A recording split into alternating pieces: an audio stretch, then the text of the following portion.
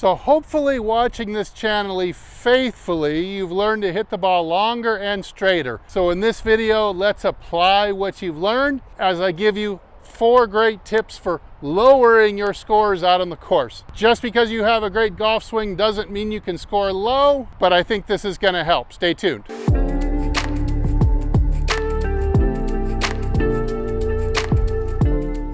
All right, so the first tip towards lower scores is know your carry distances. Do you have a really good idea what a reasonable carry distance will be for every club in your bag?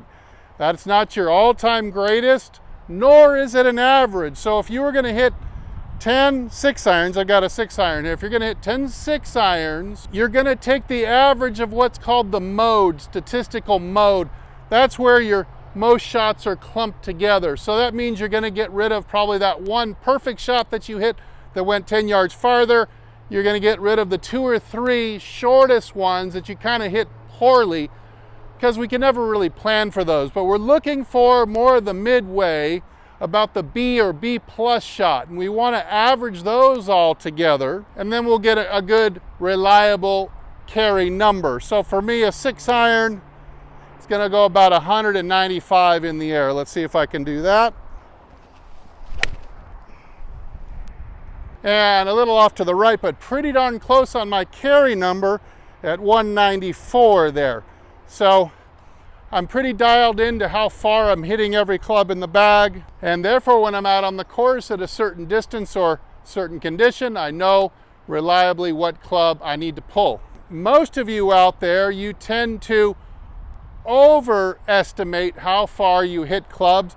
You tend to rely on that one perfect swing that you made that one time where your 7-iron went 165 yards, but generally your 7-iron really only goes 150. So you've got to be very honest with yourself to do this exercise. All right, so tip 2, what I'm going to do is overestimate my yardage to the flag, because most golfers tend to come up short about 90% of the time. They say that the safest place to stand is directly behind the flag stick, because no one's ever going to reach you. Now, if I'm a single-digit handicap, what I would do is I would round up to the nearest 5. So let's say I've got 161 to the flag. I'm going to round up, and I'm just going to say that I've got 165 to the flag. That'll cover me for those little B minus miss hits that will still get me right at pin high. Now, if I'm a double-digit handicap, let's say a 10 all the way to a 20, I'm going to round up to the nearest 10, so that same 161, I'm going to play it as if it was 170.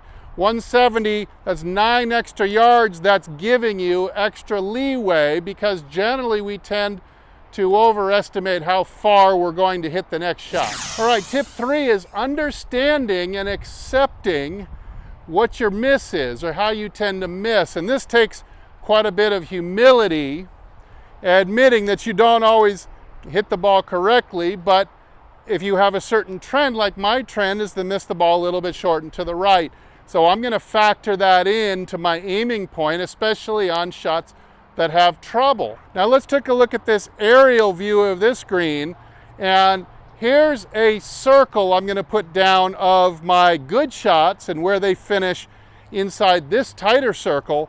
But now if I include my miss tendency, that makes the circle a lot larger, and you can see all of a sudden some of my bad shots are now going to be in trouble, and it's going to force me to have to adjust my strategy or my aim a little bit to make sure all my shots end up in safety. Now, tip 4, speaking of safety, you've also got to know when to play safe. A lot of golf is avoiding the big number, the big trouble, the crooked number, like they say in baseball, the doubles, triples, and beyond. If you can eliminate some of those, your handicap is going to drop. It's not a matter of making more pars and birdies that gets you low. It's about eliminating those big numbers, those penalty shots, those shots into trouble. Now, one of those things you can do is to steer away from trouble, even if it means intentionally missing the green.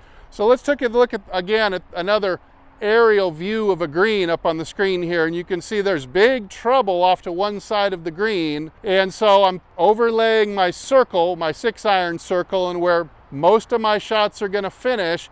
And you can see the center of this circle is nowhere near the flag, but yet all of my good shots, or even my mediocre shots, are out of trouble, and some of my mediocre shots will even finish right next to the flag, making me look like a hero. Now that's how tour pros play. They play, so maybe if they push it or pull it a little bit off their safe line, they end up looking like a hero.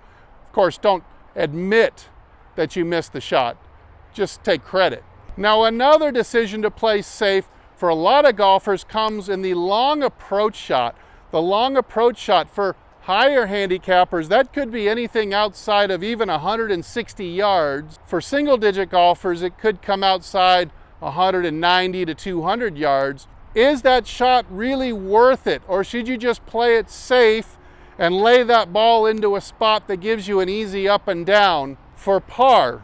Now take a look at this aerial view of this green and pretend you're coming in with your hybrid or your 3-wood. Now this green's got a lot of trouble around it.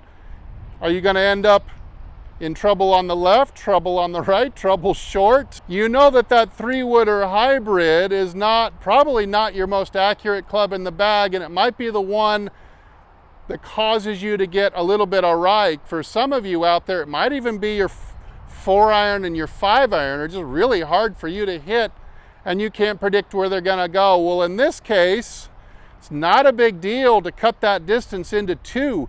You might take 200 yards and turn it into, let's say, 125 and 75, or maybe 150 and 50, something like that, and avoid that big number. Give yourself some kind of par putt, but at worst, you're going to be tapping in for bogey. All right, so you can see navigating around the course is a lot more than just having a sound golf swing. You've really got to know your weaknesses, play for them, and steer your way around trouble so you can avoid the big numbers. All right, I'm going to go back to work, but thanks so much for watching and supporting my channel. I'm Steve, and as usual, I'll either see you in the next video or I'll see you longer and straighter down the fairway. Everybody take good care.